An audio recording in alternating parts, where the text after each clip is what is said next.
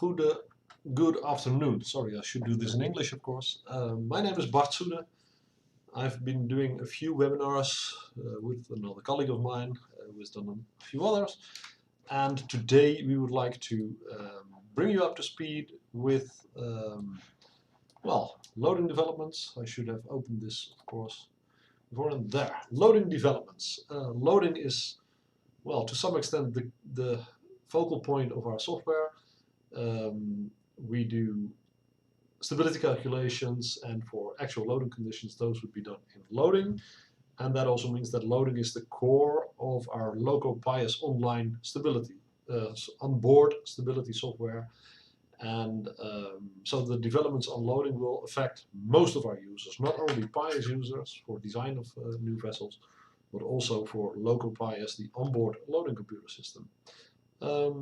First, I would do a live demonstration, and demonstration is usually spelled with an A, of a model hopper and hopper stability and loading. That is for, well, designers of dredgers and flooded tanks, not because the two subjects are really related, but because I'm in the same menu where both features will have a place.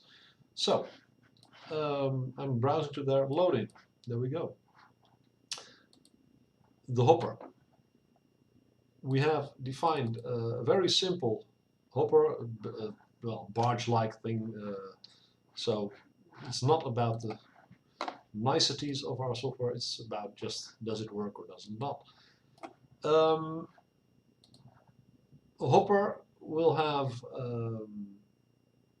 semi-fluid cargo.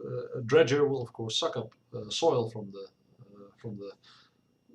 floor, from the bottom of the canal or whatever waterway you're on, and the effect of that is that the cargo may be semi-fluid and can spill out over the hopper edge, so it may actually pour out of the vessel under a large angle of heel.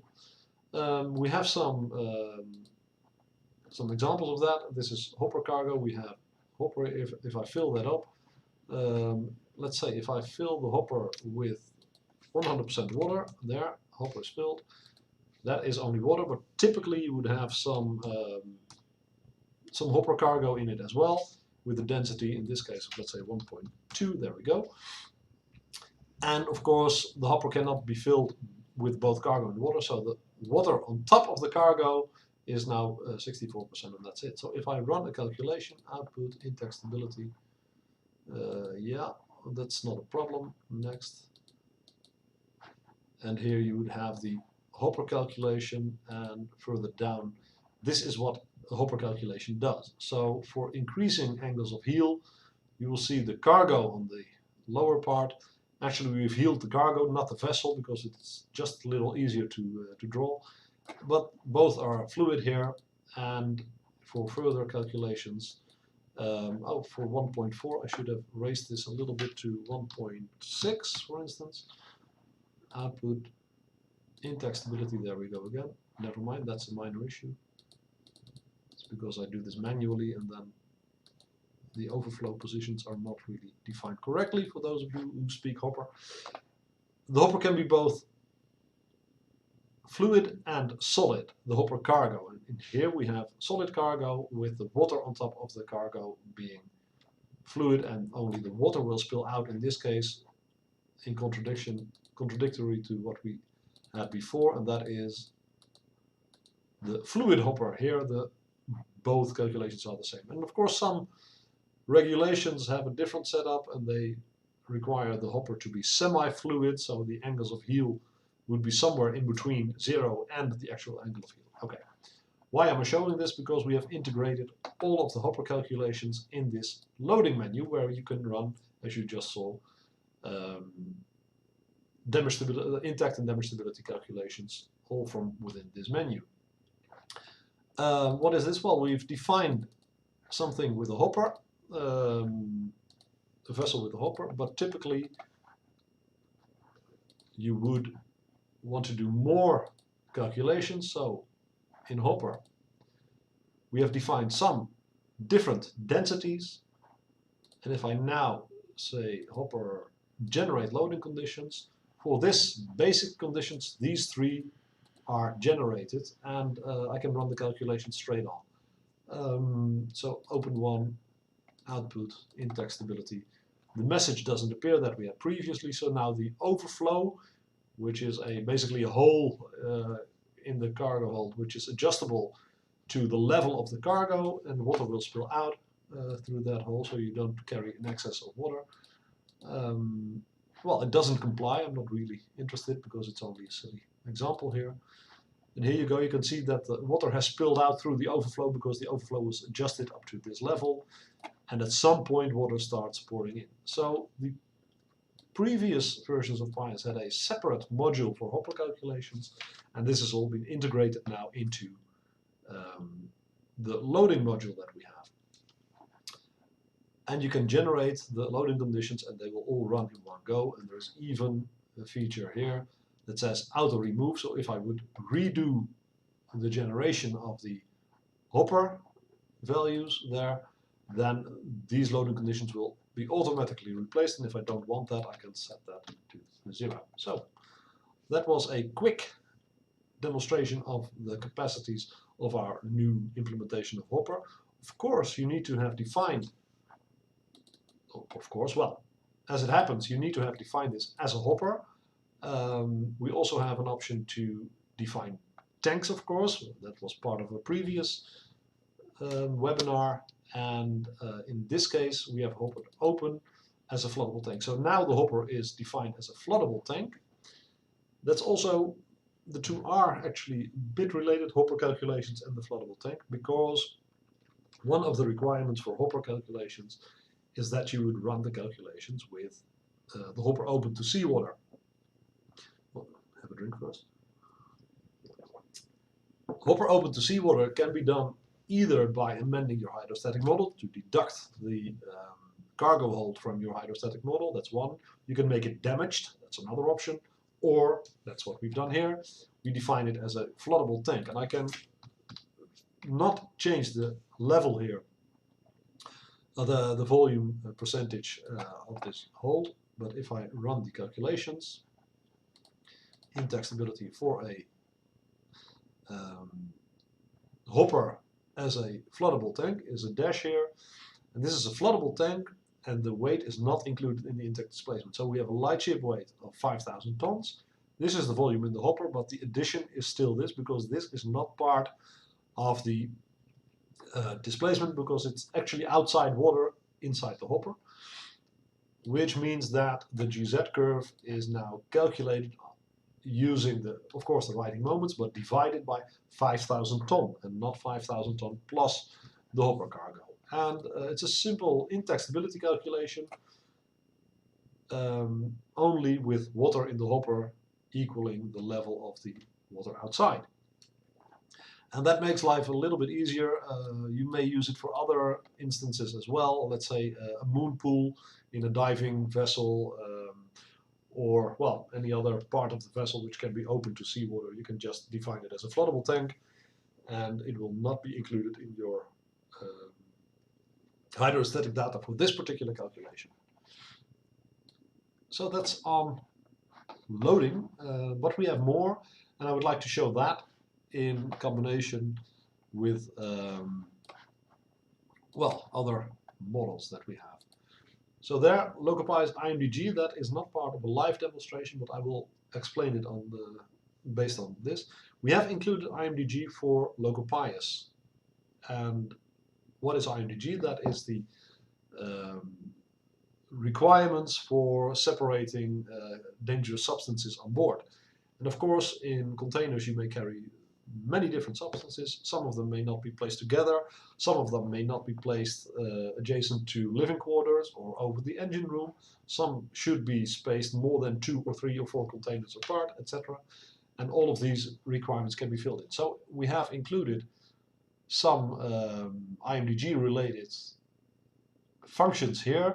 You can modify the dimension of the container, and that would change the designation of the container and substances. So in the selected container here, well, having difficulty finding it, but that's not really the problem.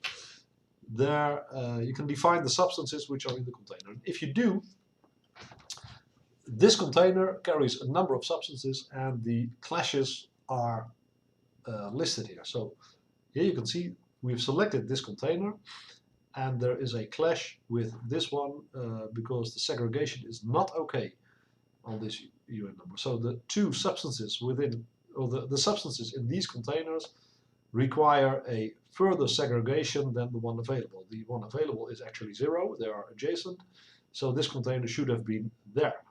And this is the contour of this container compared to the other containers here. And the contour is typically one container, but to the front end of the selected one there is a 40 container. So a segregation of 1 means that the contour is here extended to include the 40 feet rather than the standard 20 feet container.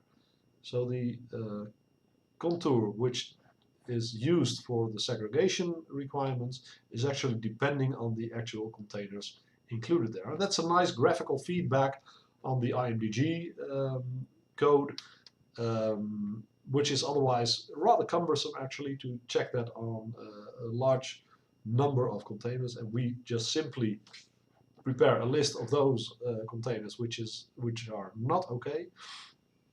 You can see here for the same container stowage is okay.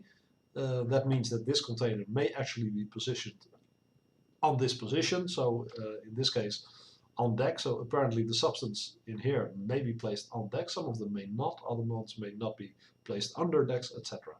We have included this IMDG code. That's actually a license that you can rent. We did not implement the full IMDG code ourselves, but we did create the graphical interface around all these different rules and criteria applicable. And that will surely make life easier if you ever need to check your complete cargo for IMDG compliance. That's it. Should you be interested, or should IMDG code be a problem in your vessel? We have similar implementation for row-row. Also, IMDG code is available for row-row. And if you're interested, give us a call. We'll do a further in-depth demonstration of this. Actually, it's quite a nice feature because if you need to do this manually, it's a heck of a problem. This is the row-row implementation actually.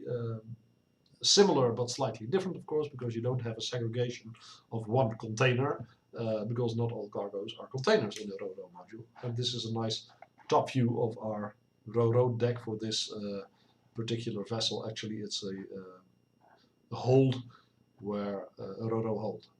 Well, enough said on that. Then, maximum chain. New requirements, or not that new, they have been around a while and being used increasingly for anchor handlers, and there is a maximum allowable chain force of an anchor handler. So you may only pull so hard at your anchor chain if you're moving large anchors around. Of course, the anchor chain will have will pull the vessel down and sometimes sideways, and that will give an effect on the stability of the vessel, which will change with the heeling angle and will change with the angle at which the chain will leave the vessel over the stern.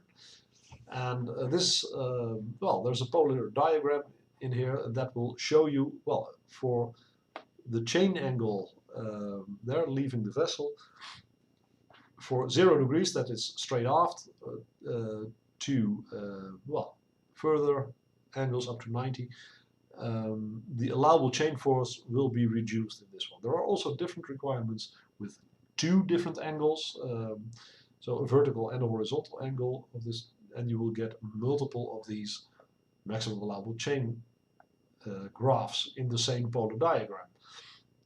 We have implemented that. It's available. You can run the calculations for any loading conditions, so we implemented that also in Localized. If you have an anchor handler and your clients ask for what is your maximum allowable chain force, well, give us a call. We can solve that for you. And if you're designing such vessels, do the same. We have tables of those similar to, let's say, grain healing moments, We have a max chain healing table. I will refer to the manual, but I will also show that. The hopper module is still open. Quit. There, and here we have max chain. Right mouse click should lead us to the maximum allowable anchor and chain handling forces. Complete description, including the angles. This is what the tables look like for, well, it's quite similar to the VCG of the vessel in displacement with, for the displacement of in seawater, will give a maximum allowable chain force. And that is much like a, let's say, maximum allowable vertical center of gravity calculation, only the result is presented differently. And in a loading condition, here we have the same graph as you saw before. If you have an actual loading condition, your information is not limited to displacement and VCG. We actually can calculate the entire GZ curve and assess that against the applicable criteria for anchor handlers, and that will lead to such a graph. You do this a few times a day if your tank volume, the tank contents have changed significantly. Not for every 2 minutes, because the calculations may take a few minutes, because there are so many variables depending on the healing angle. The chain force will change with it, and the maximum anchor handling chain force calculation itself takes a long time. That's, yeah, will of course be faster on a quicker machine, but that it's quite solvable, but you don't update this every second. Okay, give us a call if you have a problem with those. Then,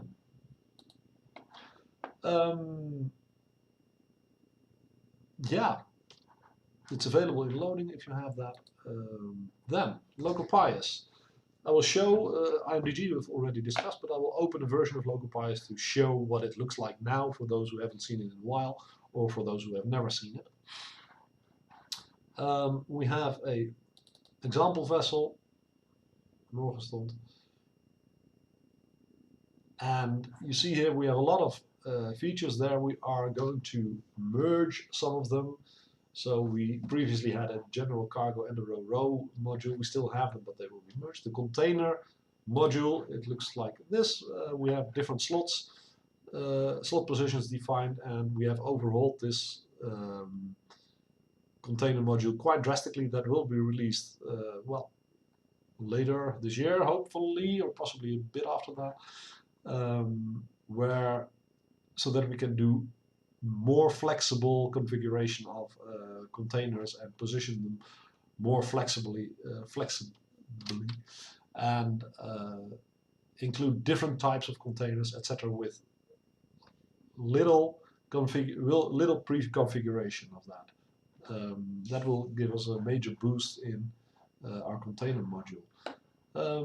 What else have we defined? Grain module will be evaluated over time. I'm just showing around the different modules we have. We are all going to upgrade the 3D representation of this, or the representation either in 2D sections or in 3D views. The same applies to general cargo, etc. We have a hatch module, which is nowadays included in the general cargo module. They are can be defined in one module. Basically everything we have here on these modules is manipulation of weight items, and we are working towards a grand unification of that, so that we can do more with one tool rather than do everything in separate tools. That's the ultimate goal of what we are doing here. The other modules, yeah, well, I think that is just about it on local bias.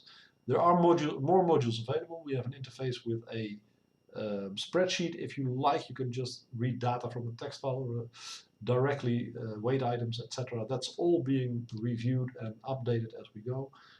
So more will be possible. If you have specific questions or some feature that you think would be helpful for you, please give us a call. The chances are that either we can already do it, or we can simply integrate it while we are working on the further integration of other modules. So just give us a call.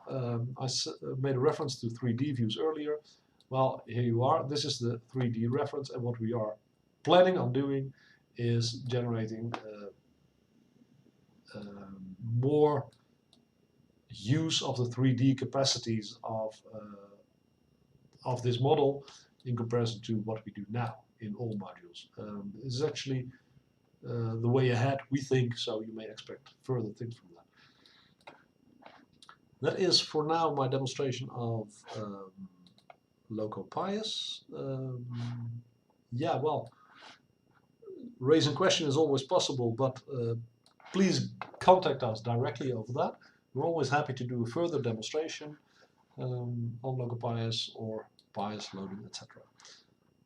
Some further figures on Localized. We have delivered it for over 1300 chips. Many of those are modeled in bias, and that gives us a benefit because we don't need to remodel the vessel. If it's done in another software, we have to remodel the vessel in our software, which we have become pretty good at. So in many cases we are still cheaper than our competitors, even if we have to remodel the thing. Yeah, and for more than 1300 chip, that number is well, has been placed in there a while back, so we are up and running beyond that number now. Then my last slide. I've been at it now for, what is it, 20 minutes or so. It's a brief webinar, this one, on miscellaneous items regarding loading and local bias. The next one will be September 10th, will be the last webinar on, well, miscellaneous basically, so things we haven't discussed earlier, and that will be the closing one. Thank you for watching and see you next time. Bye bye.